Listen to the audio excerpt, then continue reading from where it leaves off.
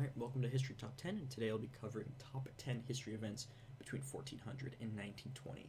These placements are going to be solely based on how interesting I find them and how impactful they are in our current day. So, let's get started. Number 10, the Hundred-Year War. The Hundred-Year War occurred in 1337 and ended in 1453. Two countries fighting were England and France, and they couldn't decide who would rule the French throne, either King Edward III or the French king. Over the period of the 100 Years, England took a lot of land from the French, and the turning point is when Joan of Arc helped France take back all the land taken by England. I really put this here on the list because it's very interesting seeing the technological advances throughout these 100 years. On to number 9, we have the Russian Revolution. The Russian Revolution was the result of people feeling like the Tsar at the time cheated the throne from another person, and the upper class started an uprising that demanded a new leader instead of the one that stole it. This uprising was poorly executed and ended up getting suppressed. They then tried an insurrection, but that once again failed after. But during this time, Karl Marx, a German philosopher, economist, he attended the Communist League in 1847, which is like a secret society at the time, and there was a document about a political program, which was communism. After all of this, power shift to Tsar Nicholas II happened. He was the last Tsar, and he was executed by the Bolsheviks. And these events all happened before Stalin's rule, Cold War. I just found it leads up nicely to where we are today. At number 8, we have the German Unification.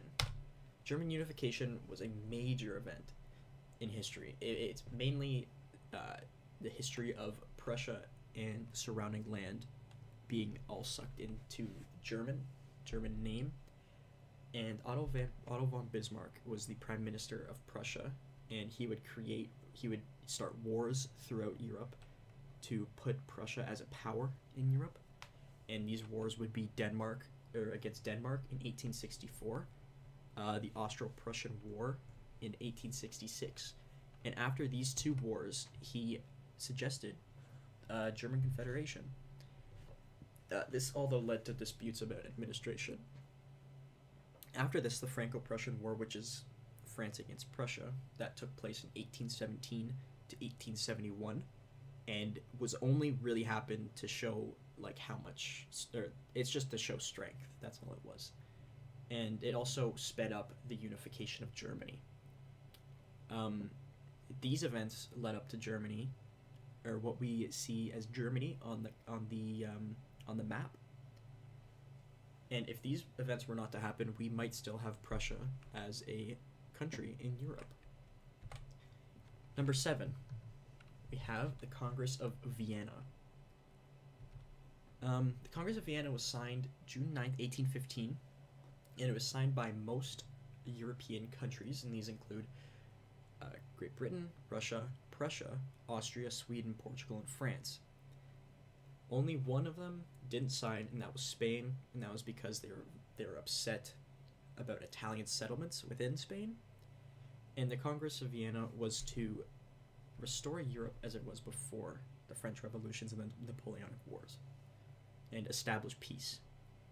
This also included many land disputes as well, and the decision would last about 40 years. Many of the populations of these countries didn't like the idea, and this caused many revolts within Europe. And I like this one because it kind of shows what a mini European Union would look like, and this was 200 years ago. For number 6, we have the Age of Exploration. This was a point in history where separate colonies started trading each other spices, quickly making it the most valuable item during the time. This event also included the beginning of marine travel. Admiral Zheng He was a Chinese explorer, which he expanded China's commercial influence. This was also the time of imperialism, where everybody was rushing to get colonies throughout the world. this was a good point in the world because this is showing that everybody was starting to work together at a point, and everybody could get materials even if their land didn't have those materials native to them. Number 5 is Magna Carta. The Magna Carta is super important. Although it was signed in 1215, it still has reflections on the judicial system, laws, basically outlines the jury, and many common law that is throughout our world today is based off of this writing. Many years ago, 800. At number 4, we have the French Revolution. French Revolution was just more than riots, stuff like that. It helped France get to the point where it is today by getting rid of the absolute monarchy that it had. The revolution expanded French's markets and economy, and also introduced overseas trading with specifically the US. Healthcare was improved, people are living longer, and even more people are being born. But on the other side of the French Revolution, there was also people getting executed left and right, deaths and revolts. People were upset with the king because he wasn't fit for the job. This eventually ended up with the king's death. And it's just one of those events in history that everybody knows for some reason, which I think that's why it deserves number 4. For number 3, the Black Plague.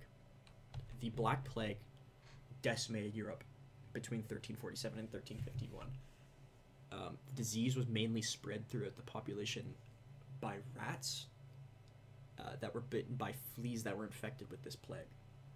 Some of the symptoms were a bulbous formation, specifically on your neck, and symptomatic form, which is like bacteria growth within your veins, and it's over once you get that.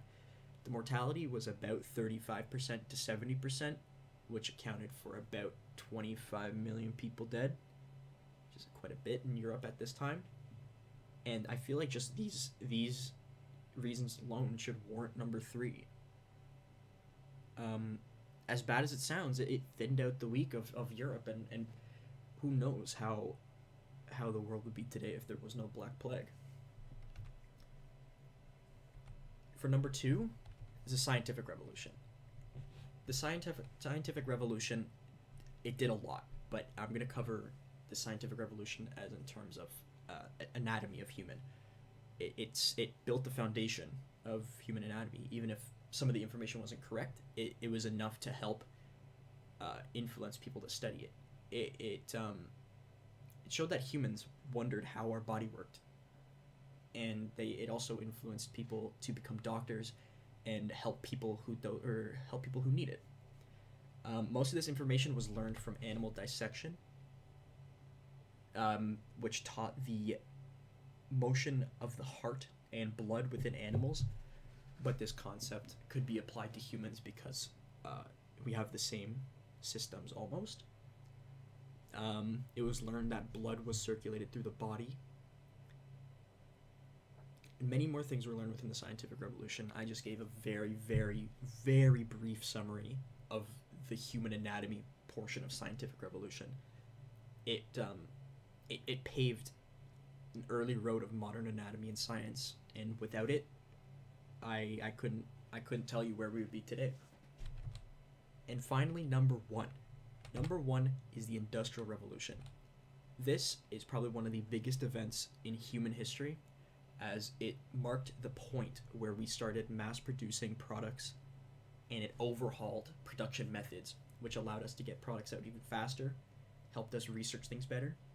It helped almost every single aspect, every single business in the world was basically overhauled with the Industrial Revolution. Improved almost every system that was in place before 1760, and also saw the invention of the steam engine, which is a major point. It led the path to energy production we have today. Previous products were innovated to become even faster. This allowed farmers to plant more consistently, It helped scientists study more, and also improved transportation in the cities and communication between people. I would say this is probably the most deserving point at number one, mainly because this is what kickstarted the where we are today. And I can say we're probably still in a sort of industrial revolution right now because of the way everything's still constantly being built upon each other. Anyways, that is all. Thank you. Links in the description for my Instagram page. Thank you.